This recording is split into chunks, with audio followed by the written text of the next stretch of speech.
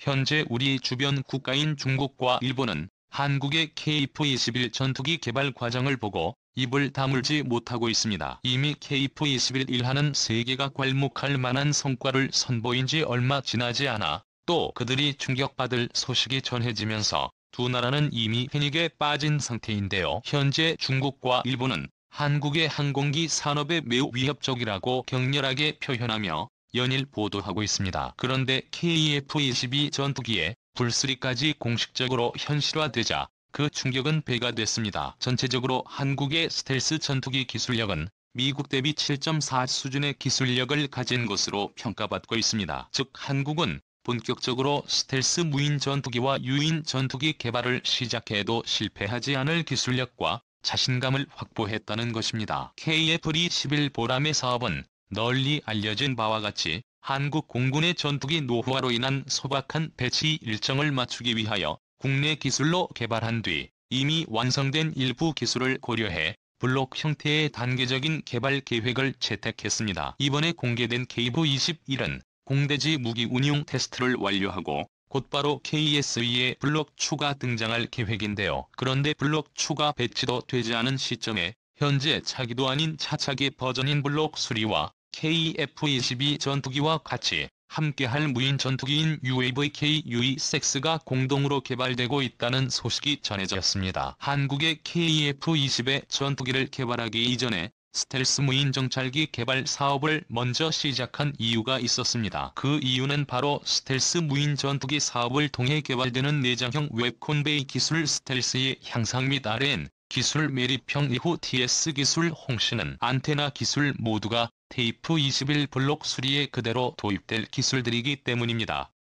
한마디로 큰 그림을 그린 것이죠. KF-21 사업 초창기 2014년 당시 국방과학연구소는 KF-10의 블록 2계획과 블록 수리 개념도 함께 공개한 적이 있었는데요. 22,104년 당시만 해도 블록 수리는 구체적인 계획이나 국회의 승인도 없었고 예산 편성도 없었습니다. 또한 국방과학연구소에 따르면 KF-20의 블록 수리는 러시아의 수호이 517 수준의 스텔스기가 될 수 있을 것이라고만 조심스럽게 언급했었죠. 그렇게 계획으로만 존재했던 블록 수리가 현실화된 가장 결정적인 이유로 대한민국의 기술력 발전이 주목되었는데요. 2014년까지만 해도 한국형 스텔스 전투기는 기초적인 단계만 존재했지만 스텔스 도료부터 시작해 톱날 처리 방식과 ICS 감소 방식까지 차례차례 한국이 독자적으로 기술을 보유하면서 상황이 완전 달라졌습니다. 과거에는 상상조차 할 수 없었던 회의의 불씨를 전투기 블록 수리라는 형식의 기술 축적을 통해 현실화된 것이죠. 한국이 보여주는 KF-11 블록 수리의 성명은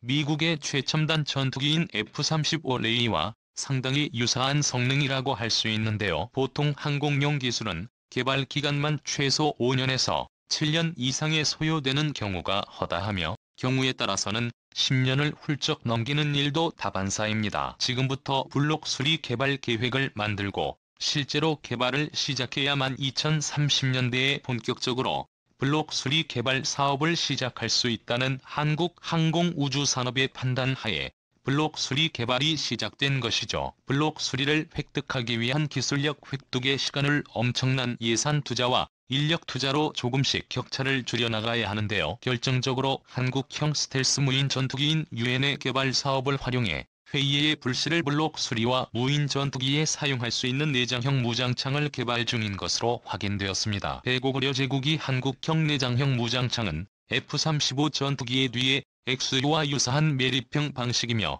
이외에도 스텔스 형상의 전자광학 조준 장비 등 KV의 12블록 수리에 필요한 스텔스 기반 기술 개발 일정을 실제로 계획해 주었습니다. 이에 앞서 KF-21 보람에는 처음부터 스텔스 전투기로 지날 수 있도록 F-21F, F-35 전투기와 유사한 스텔스 기체 설계가 채택되어 ICS 수출을 대폭 감소시키는 것은 물론 기체 구조물 상당 부분의 레이더 흡수 구조재 아래의 예술을 적극적으로 사용하고 있습니다. 또한 일반인에 잘 알려지지 않은 한국형 스텔스 기술도 대거 도입됐는데요. 보통 전투기의 스텔스 성능을 좌우하는 것으로 스텔스 형상 체계를 가장 많이 언급합니다. 이러한 스텔스 형상의 레이더를 회피하는 데 도움을 주지만 스텔스의 성능을 깎아먹는 요인들은 따로 있습니다. 해외 군사 전문지에서 공개한 스텔스 성능을 경감시키는 요소에는 노출된 터보팬 엔진 블레이드가 전투기의 스텔스 성능에 가장 크게 떨어뜨리는 것으로 나타났는데요. 그래서 애플22 전투기의 경우 터보팬 엔진을 지그재그 모양으로 이어붙이는 신기술 방식을 적용했었죠. 고구려 제국TV 한국도 이처럼 터보팬 엔진의 스텔스 형상화에는 큰 기술적 리스크를 가지고 있었죠. 한국은 미국이나 유럽 등을 통해 터보팬 엔진을 직접 도입할 수도 있지만 해외 도입 시에는 그 사용 목적과 사용자 수량 모두를 공개해야 하므로 비밀 유지가 어려워집니다. 또한 지그재그 방식의 터보팬 형상과 기체 형상을 충족시키는 게 블록 수리의 핵심적인 사항입니다. 그래서 국방과학연구소는 선도형 핵심 기술 사업을 활용해 스텔스 엔진도 개발하는 겸 국산 터보팬 엔진 개발을 시작했죠. 연구 개발 과정은 2000년대 초부터 시작했으며 5,500파운드급 이상의 출력을 갖추는 게 최종 목표입니다. 이러한 스텔스 형상을 가진 국산 터보팬 엔진은 2030년 초에 만나볼 수 있겠군요. 보람의 개발 일정을 구체적으로 살펴보면 오는 2016년까지 공대공 능력을 갖춘 슬로건을 개발한 뒤 2018년까지 공대지 무장을 겸비한 블록2가 개발됩니다. 여기까지는 우리 국민들에게 잘 알려진 내용이죠. 여기다가 KF-22 전투기와 함께 운용할 무인 전투기 개발이 진행되고 있습니다. 국방부 관계자에 따르면 한국형 5세대급 전투기를 위한 전투기 기술은 이미 상당한 수준으로 확보했다고 확인해졌는데요.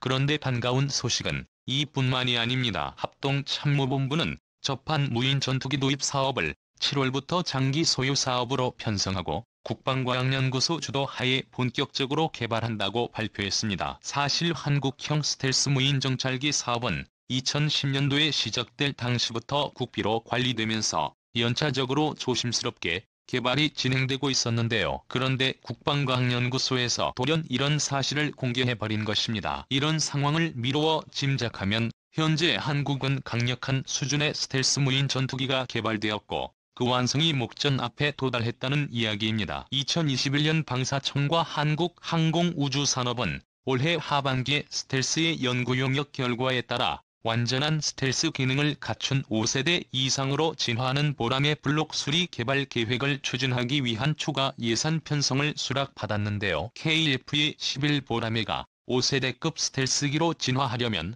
미사일 등 무장 및 주요 탐지 장치를 전투기 동체 내부에 숨기고 표면을 특수 처리해 적이 레이더에 탐지될 확률을 획기적으로 낮춰야만 합니다. 다행히도 한국항공우주산업의 개발진에 따르면 5세대급 스텔스 전투기의 기초적인 내부 매립경 무장창과 전자광학 표적 장비의 적외선 탐색 추적 장비 등의 통합 내장 장비들의 주요 요소로 하는데 난이도는 높지만 기반 기술을 한국이 모두 확보됐다고 밝히고 있습니다. 따라서 KF-20의 블록 수리는 다른 나라의 도움 없이 순수하게 우리 기술력으로 충분히 개발할 수 있다고 밝힌 것입니다. 한국항공우주산업은 KF-22 블록2 개발이 완료되면 곧바로 2명의 조종사가 탑승하는 복자형 KS-21을 개발할 예정이라고 밝혔습니다. 사실 4세대 전투기까지는 훈련 등을 위해 목적이 기체 개발이 당연한 것이었지만 5세대 스텔스 전투기는